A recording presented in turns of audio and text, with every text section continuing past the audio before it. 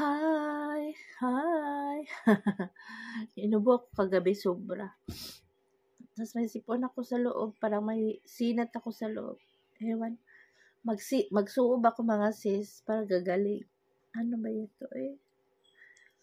Pagising ko kayo ng umaga, get ready ako sa mga bata. Tulog ako ulit. Kasi, parang hindi talaga kaya. Kape tayo. Wala pa kong ganang kumain. Mamaya na ako kakain. 11:30. Kumusta mga sis? Kumusta kayong lahat? Ang dami kong masaya ako sa comment section today ng aking YouTube. Meron nagsabi na, ano ba yan? Si Rosana, recruiter ka na pala ngayon. Recruiter.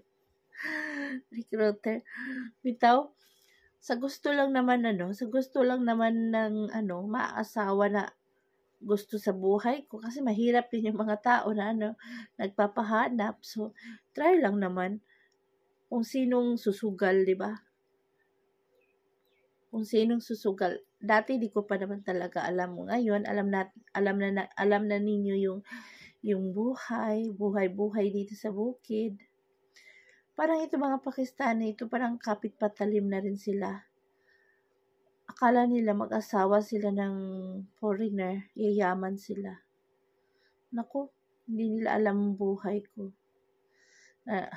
Namamalimos lang ako dito sa social media. Hindi man namamalimos, kumbaga, tulad dito, araw-araw ka nagbibideo para lang makapag or kumita ka man kahit konti. Hindi man malaki, pero makapili ka ng harina, bigas, mantika, asin, asukal. Bitaw mga sis, sa mga nagko-comments, ang babaeng papatol dyan, hindi nakita ang kahirapan sa buhay, nasa bukid, tas walang trabaho. Parang,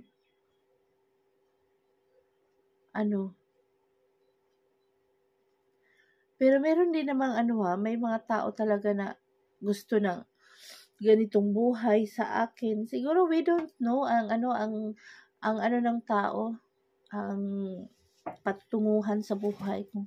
Ako nga, hindi ko nga inakala na ganito yung buhay na binigay sa akin ni God. Gusto ko nga dati, gusto kong yumaman. Yan talagang pangarap ko. Gusto kong yumaman, gusto kong maiahaw ng pamilya sa kahirapan. Sila dito, ganun din sila. Gusto nila mag-asawa para makapunta ng ibang bansa. So, kapit patalim din sila. So, yun sa atin, minsan may sinaswerte, minsan may sawing palad sa pangarap. Yun sa akin, sawing palad ako sa aking pangarap na nasawing pangarap, kumbaga.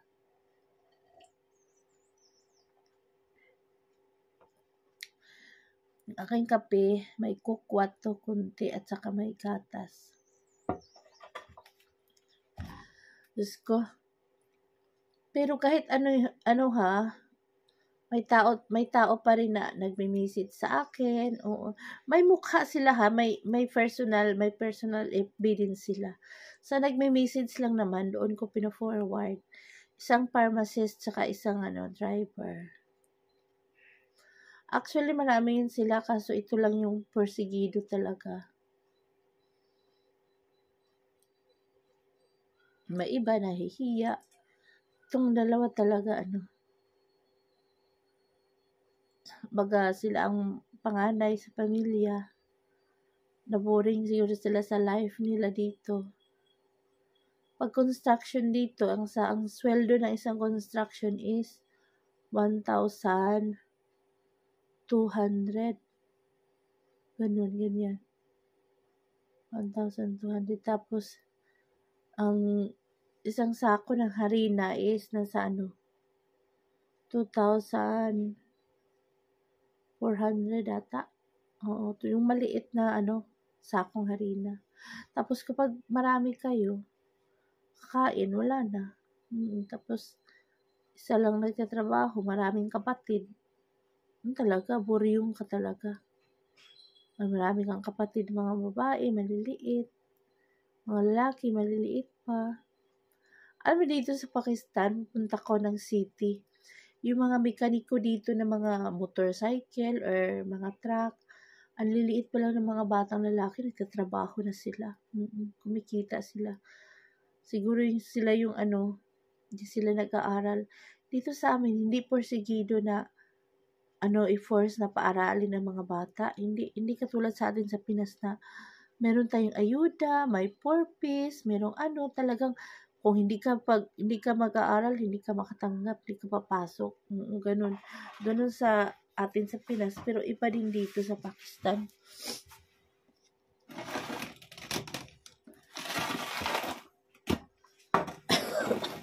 Iba dito sa Pakistan.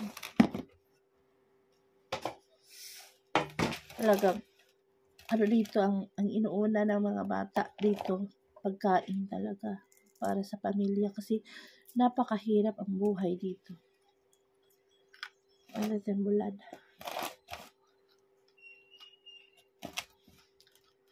Totoo guys, dito yung may mga nagtatrabaho sa kalsada, ang mabata pa.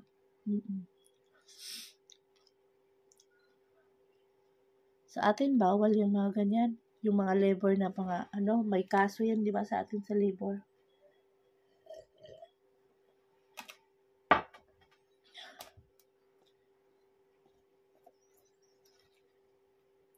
May nagtanong, nabasa ko kay Madam Sis, or meron ba dyan yung mga pension? Dito meron din kapag government employee ka. Pag umabot ka na sa edad na, may kuta tayo sila na edad, parang 60. Parang 60 years old. Parang same din sa atin, 60 senior, ganyan. Yung mga nagtatrabaho sa kalsada, patanda, pagdating ng panahon, tumanda talaga sila, meron silang pension. Sabi ni Elias, may pension. Mga trabaho sa gobyerno.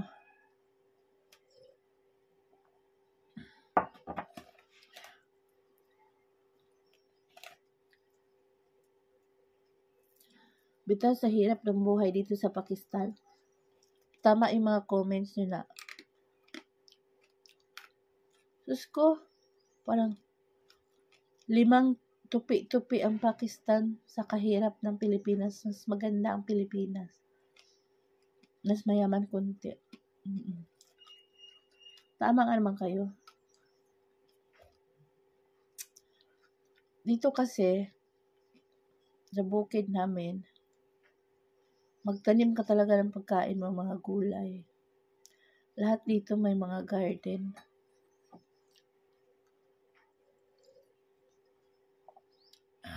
Ang mga mayayaman lang dito, wala yung mga lalaking mga bahay, kaya ang tinatanim nila mga bulaklak. Dati gusto ko magtanim ng bulaklak, plantita tayo mga Pinoy, di ba? Gusto natin ng stress reliever, gusto natin ng nako, hindi uso dito sa amin sa bukid. Sabi nila, ay nako, bili-bili ka ng ganyan. Wala tayong tubig pang niyan. Ang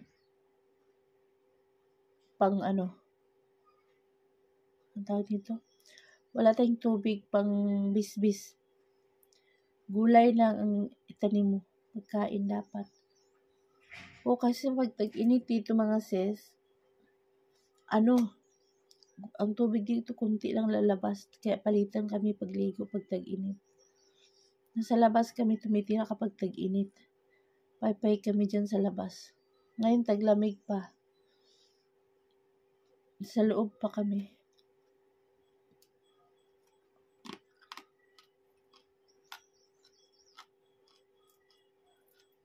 Tama nga naman ang mga comments ninyo this latest video. Pero hindi natin may mga Pilipino dito ng partner nila is same sila naghahanap buhay dito. Ang Pinay, dito sa bahay, tas yung asawa niya is driver, kumbaga boy sa bahay, ganyan. Magkasama sila sa trabaho. Nagkasama sila sa hirap ng buhay. Nag-rent sila ng bahay, ganyan. Meron dito marami sa city.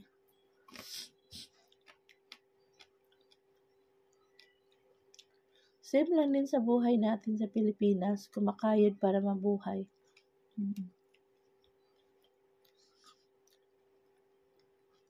Daming Pinay dito, ganyan.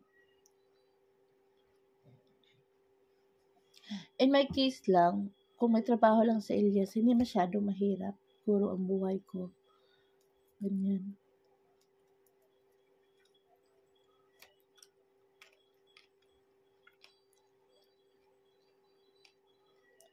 Kaso ngayon, matanda na siya. Hindi talaga pwede. Nung bata-bata pa sana siya, nag-isip siya. Kaso okay ng kanya kung hindi siya magtrabaho kasi bigyan naman siya ng pagkain ng sister-in-law or sister niya sa tamang oras. Lalo dito, pag magkasakit siya, monitor na ng kapatid niya. Tuwing kain, bigyan ng 2 chapati, ganyan. Isang maliit na bowl, may curry, may ulam. Siya lang bigyan, ha. Ako, hindi. Yung mga bata, hindi. Siya lang talaga pag may sakit siya. Naalagaan din siya masyado yung mga kapatid niya. Kaya isip ko, kapag ako kaya magkasakit, no? Sabi ko, ito pwede pag mag-asawa lahat ng anak ko, uwi lang ako ng Pilipinas. So, hi mga sis! Welcome back sa ating channel, Rosana Ilyas. Medyo hindi pa maganda ang pakiramdam ni Taba ngayon. Maganda ang aming weather kasi mainit. Galing ako nagpainit. Pinainitan ko yung mukha ko. Kasi sa loob malamig. Pag nasa labas ka, ang sarap ng pakiramdam pag nagpainit. Shout out sa buhok na wala pang kulay, oh. Sa na ka magkulay sa katapusan. Kasi may kasalan dito. Pag walang okasyon, di ako nagkulay-kulay. Kasi di ba chemicals yun? Chemicals. Lamalim yung aking mga mata, oh.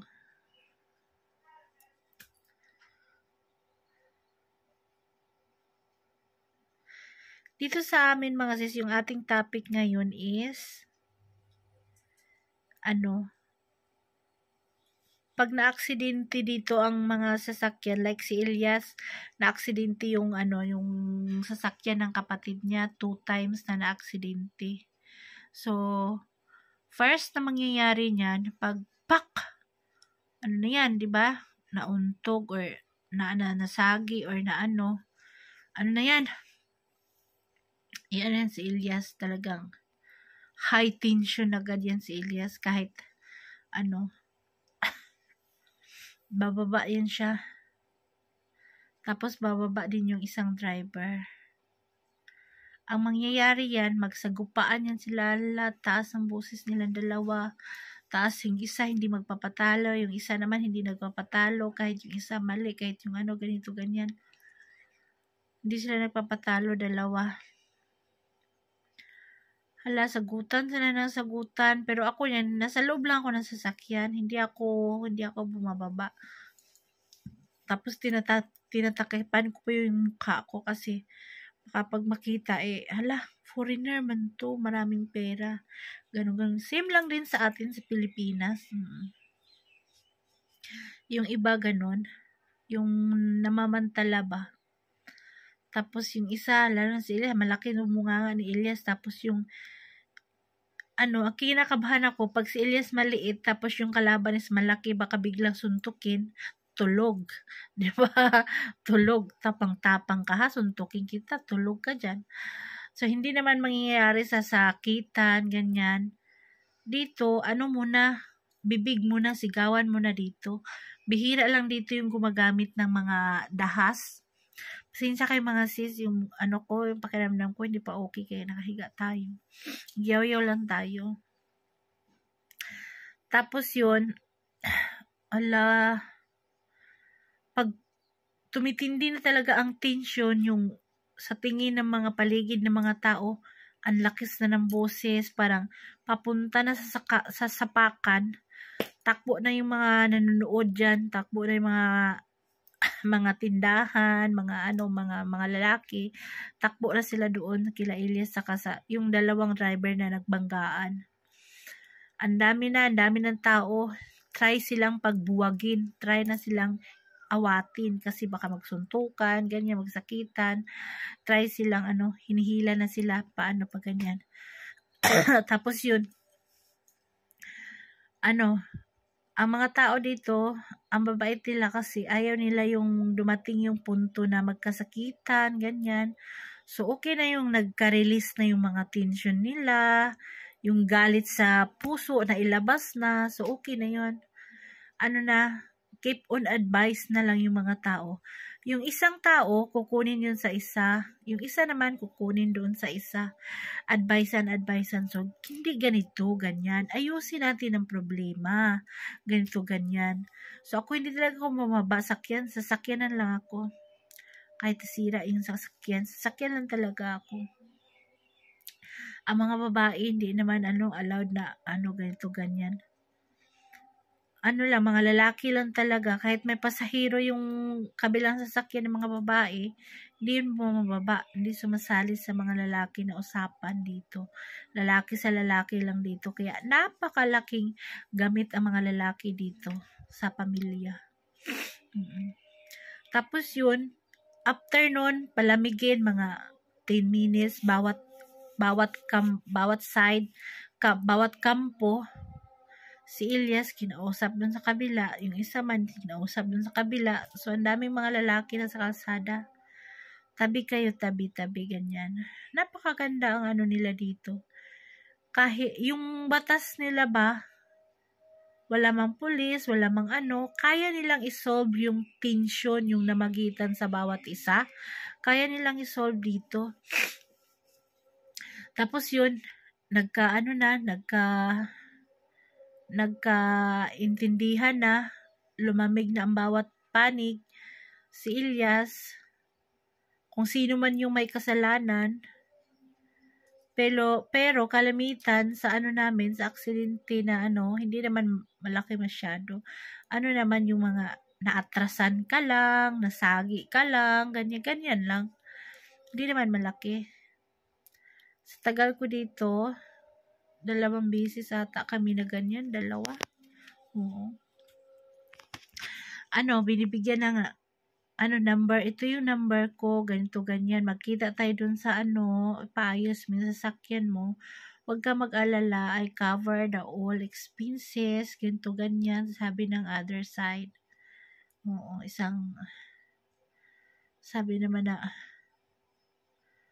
kahit driver lang siya, ganito, ganyan, pero i-cover yun sa amo niya. Sabi ko, uy, kawawa naman yung tao din. Sabi ni Marilas, din magagawa natin? May pambayad ba tayo? So, nag-usap sila, ganun. Basta dito lang dito basta Kashmir, yung mga tao, mababait dito.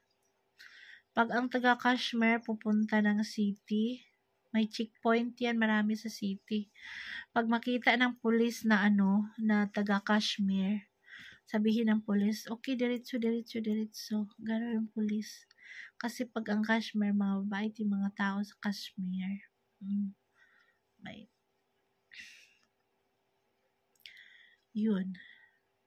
Nagka-release yung kanila mga galit sa isa't isa. Lakas, kulang na lang mag-boxing sila, pero hindi nila ginagamit yung kanilang mga kamay. Bunganga lang sa bunganga sila. Pero pag sa Pilipinas pa yan, wag ka. Isa pa lang nakababa, wag kang bumaba, 2 kayo kay umbagin talaga yung mukha mo. Oo.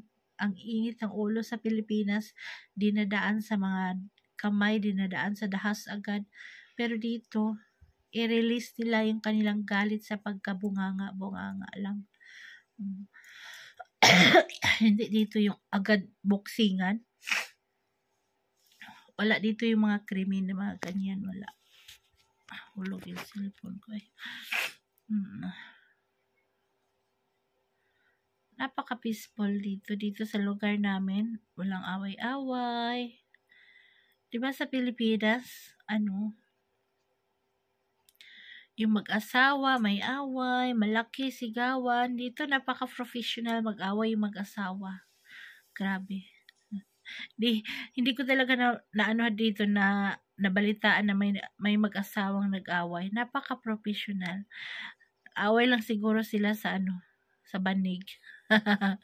Oo, ganun dito. Pero pag kami ni Elias, talaga ang asawa, Bisaya, ratatat. Takot yan sila sa mag-away kami kay hindi talaga ako magpatalo eh. Alam ng mga kapitbahay dito, malaki ang bunganga ko rin.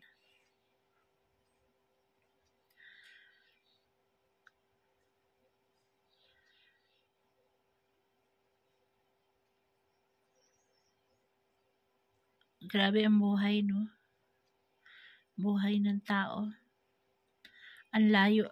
Sabi, may nag-message pa sa akin pala. Sabi niya, ano ba yung buhay mo, ate? Buti kinaya mo dyan. Layo-layo mo sa pamilya. Tapos, ang hirap pa. Sabi ko, uday, parang pinanganak na ata ako siguro may balat sa puwet. Sabi ko ganun. May balat sa puwet. Pero, okay lang. Kaya naman. At least, hindi ako binubugbog ni Elias. Kasi kung binubugbog ako nito, nako, matagal ko nang pinalitan to. Ay, Diyos ko. Nung bata pa ako, hindi ko talaga makalimutan yung wish ko na mapangasawa. Gusto ko Amerikano, may ahon ng pamilya sa kahirapan. Well, naiahon ko naman ang pamilya ko sa kahirapan. Nagawan ko naman ang nanay ko ng bahay. Oo. May investment din naman ako. Dito sa pag-YouTube ko talaga. Hindi naman yung dating panahon na hindi pa ako nag-YouTube talagang hindi ako nakakain ng nun, sardinas, saka tuyo. Palaging masarap na sa akin yung itlog, ganyan. Pero ngayon, nakakabili naman ako ng itlog na manok, ganyan. Medyo okay na ngayon buhay ko nung magbablog ako, lalo na pag may magsishare ng blessings. Ay, naku, makakain kami ng pizza at saka fried chicken, di ba? Nakikita nyo naman sa all videos ko.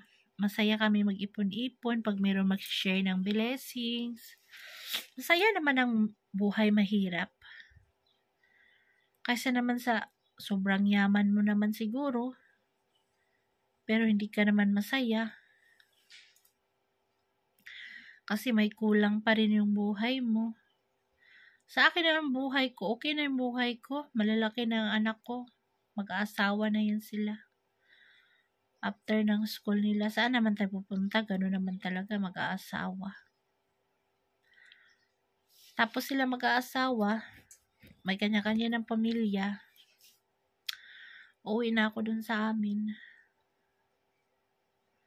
Kasama ko yung aking kambal, at saka yung aking nanay, mga kapatid, diba? Makakain ako ng mga fresh na isda at saka seafoods.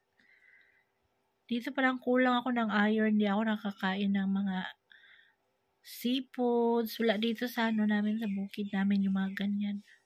Makakain ako ng ganyan pag pupunta ako ng city, doon sa Islamabad. May nagtitinda ng shrimp doon. Kakatawa ko kasi pupunta ako ng Islamabad daw. Plano, bibili ako ng shrimp, bibili ako ng crabs. Pero pagdating sa tindahan, isang pirasong isda lang yung nabili mo kasi nga, ang kilo ng crabs, 2, 5, 3, 5 bata. Kanya naglalaro. Ang plano, pagdating mo sa tindahan na atras na, isang isda na lang. Buti pa isang isda kasi matagal maubos. So, yun lang mga sis. Salamat. Tomorrow naman ang ating topic. Yaw-yaw na naman tayo bukas. Kasi ganito pumapasok yung mga bata pag ganitong oras.